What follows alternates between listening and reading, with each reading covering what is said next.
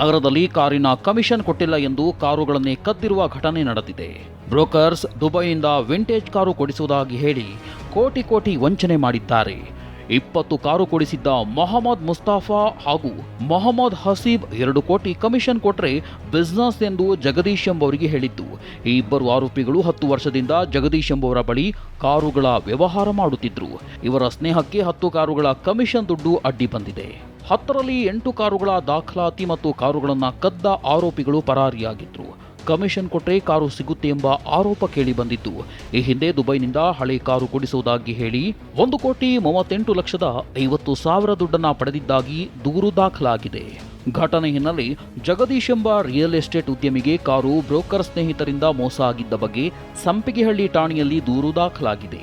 ಹಳೆ car repair ಮಾಡಿ ಹೊಸ ರೂಪ ನೀಡಿ ಕಾರು ಮಾರಾಟ ಮಾಡುತ್ತಿದ್ದ ಜಗದೀಶ್ 10 ವರ್ಷದಿಂದ ಹಳೆ ಕಾರು ಪಡೆದು ರಿಪೇರಿ ಮಾಡಿ ಎಕ್ಸಿಬಿಷನ್ಗೆ ದೂರುದಾರ ಇಡುತ್ತಿದ್ರು. ಕಮಿಷನ್ ಕಿರಿಕ್ನಿಂದ ಬ್ರೋಕರ್ ಕಮ್ ಮೆಕ್ಯಾನಿಕ್ ಆಗಿದ್ದ ಇಬ್ಬರಿಂದ ಕಾರು ಕಳ್ಳತನ ಆಗಿದೆ ಎಂದು ಸದ್ಯ ಸಂಪಿಗೆಹಳ್ಳಿ ಪೊಲೀಸ್ ಠಾಣೆಯಲ್ಲಿ ದೂರು ದಾಖಲಾಗಿದ್ದು ತನಿಖೆ ಮುಂದುವರಿದಿದೆ.